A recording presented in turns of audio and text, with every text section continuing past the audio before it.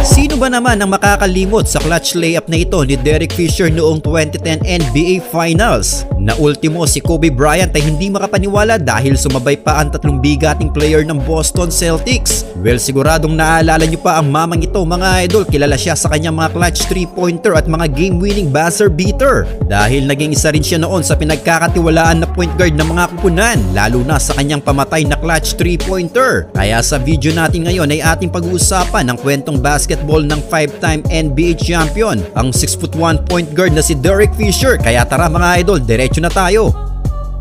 1996 NBA draft nang mapabilang si Derek Fisher bilang 24th overall pick. Los Angeles Lakers select Derek Fisher from the University of Arkansas at Little Rock. Siya ay pinili nga noon ng koponan ng Los Angeles Lakers at sa draft na yon mga idol ay nakasabay niya ang batang-batang si Kobe Bryant. Nakalaunan nga ay naging kakampi niya sa koponan ng Lakers. Well, sa kanyang rookie season ay naging backup point guard siya ng koponan dahil ang starting point guard noon ng mga panahon na yon ng Lakers ay si Nick Van Exel. Kaya naman nabibigyan lang siya ng maiksing minuto sa loob ng court. Siya ay nagkakaroon lang noon ng 11.5 minutes playing time per game. Kaya mababa din ang kanyang output na umaverage lang ng 3.9 points at 1.5 assists per game. Ngunit ganun pa man mga idol ay sinuwerte naman siya sa napuntahan niyang koponan dahil isang top contender ang Lakers noon. Na-acquired din kasi nila noon ang big man na si Shaquille O'Neal. Sila ay pumwesto noon sa 4th seed na nagkaroon ng 56-26 win-loss record. Kaya sa unang season pa lang niya sa liga ng NBA ay nakaranas na nga itong maglaro sa playoffs. Ngunit dahil kalakasan noon ng koponan ng Utah Jazz ay naging sakit sila ng ulo ng Lakers dahil nagtagpo sila noon sa semifinals ng playoffs at tinaob nga sila ng Jazz noon na umabot lang ng Game 5.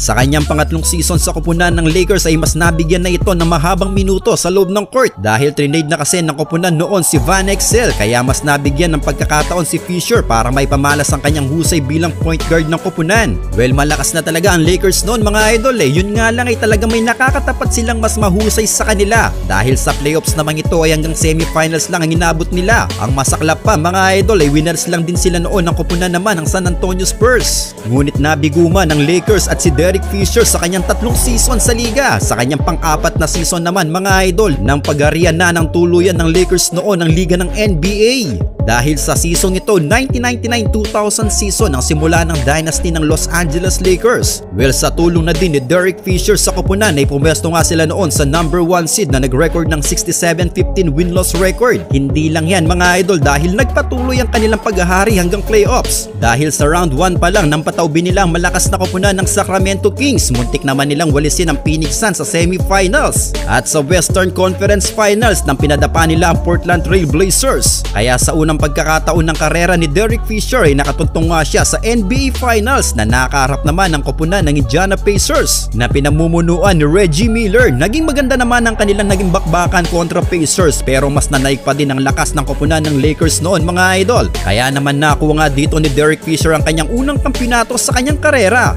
Well, bagamat supporting role lang ang ginampanan ni Derek Fisher sa koponan ay hindi naman may kakaila mga idol na malaki ang naitutulong niya sa koponan. Mapa-opensa man yan o depensa. Katunayan nitong season ng 2000-2001 ay tumalon dito ang kanyang stats sa 11.5 points per game at 4.4 assists per game na natili silang nasa itaas sa Western Conference na nag number 2 seed dahil ang San Antonio Spurs ang siyang nag number 1 seed sa season ito. Pero pagdating naman sa playoffs noon mga idol, ang masasabi nating isa sa pinakahalimaw na playoff run noon ng Los Angeles Lakers dahil mula round 1 hanggang Western Conference Finals lahat ng kanilang mga nakatapat mga idol ay winalis nilang lahat ito ng walang kahirap-hirap. At sa NBA Finals kung di sila natalo sa Game 1 noon ng Philadelphia 76ers ay nawalis din sana nila ito. Kaya naman dito ay nakuha nga ni Derek Fisher noon ang kanyang pangalawang kampyonato. Ito ang back-to-back champion ng Lakers. 2001-2002 season ay ang 3-peat NBA champion ng Lakers at ito ang pangatlong kampyonato ni Derek Fisher. Well, kung yung nakaraang playoff run nila mga idol ay winners nila ang mga nakabanggaan nila sa playoffs. Sa pagkakataon naman ito ay ang nakalaban nila sa NBA Finals ang New Jersey Nets ang kanilang winalist sa NBA Finals. Kaya walang kahirap-hirap nga na nasungkit noon ng purple and gold ang kanilang 3-peat NBA champion. Well, naputol nga ang championship streak ng Lakers sa sumunod na season dahil panalo sila ng San Antonio Spurs sa semifinals. Pero yung 2003-2004 season ay nang subukan muli ng Lakers na umakyat sa tuktok ng Western Conference. Dito mga idol, nang ma-acquire pa ng Lakers ang dalawang veteranong superstar na si Payton at Malone. At dahil sa pagpasok ni Payton sa Lakers bilang point guard ay ginawang shooting guard noon si Fisher na naging backup ni Kobe. Kaya muling bumaba ang kanyang output noon sa koponan, pero sa semifinals ng playoffs ay isang memorable na laro noon para kay Fisher mga idol. Dahil sa Game 5 ng semifinals kontra San Antonio Spurs, nang magawa niya dito ang kanyang game-winning buzzer beater na nagpalamang sa kanila sa serye. 0.4 seconds mga idol sa kanyang mabilis na paghagis ng bola ang siya palang magpapanalo sa kanila noon. Well, tinalo nga nila noon ang Spurs at muli silang nakarating sa NBA Finals na nakaharap naman ng Detroit Pistons. Ngunit hindi nga lang sila pinalad na makakuha ang kampyonato mga idol dahil tinalo sila ng Pistons noon na umabot lang ng Game 5. Well, after ng kanilang pagkatalo sa Pistons, July 15, 2004 nang pumirma ng 6-year deal, $37 million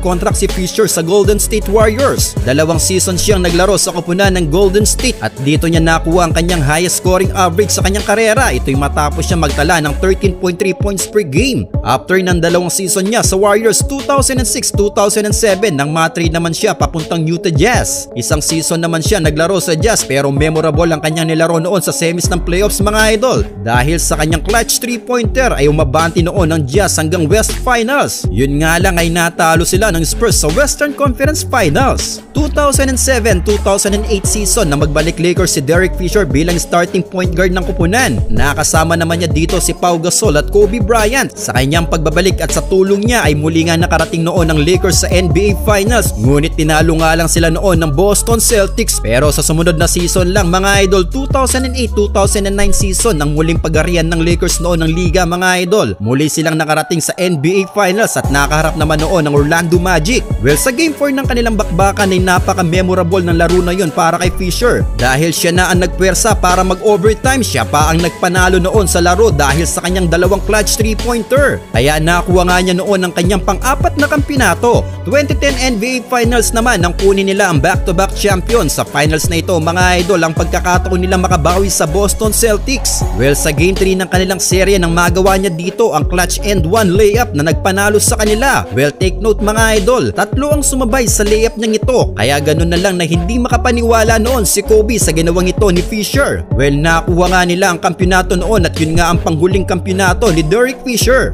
March 15, 2012 sa edad niyang 37 years old nang itrade na naman siya ng Lakers papuntang Houston Rockets. Pero without even playing sa koponan ng Rockets ay winave nga siya ng koponan noon. After naman maklear ang kanyang waiver sa Rockets ay nakapirma pa siya sa Oklahoma City Thunder. 20 games lang ang nilaro niya dito pero sa sumunod na season ay pumirma naman siya sa Dallas Mavericks. Well, nangailangan kasi noon ang Dallas ng point guard dahil na-injury ang kanilang point guard na si Darren Collison. Pero after 9 games ay na-injury nga itong si Fisher na patellar tendon sa kanyang kanang tuhod dahil doon ay nirelease siya ng Dallas. February 25, 2013 na makabalik pa siya sa OKC. Well, hindi na rin siya masyadong napapakinabangan noon dahil sa kanyang edad mga idol. At sa 2013-2014 season, ang huling season na nilaro ni Fisher sa koponan pa rin ng OKC. Nakalaro pa siya ng buong 82 games noon mga idol bilang backup shooting guard. Ngunit sa edad niyang 39 years old noon ay napakababa na ng kanyang output sa koponan at hindi na rin nakatuntong pang muli sa NBA Finals. At after ng season na yun ay tuluyan na nga nagretiro si Derek Fisher sa liga ng NBA. Well, kayo mga idol, ano ang masasabi nyo sa naging karera ni Derek Fisher sa liga ng NBA?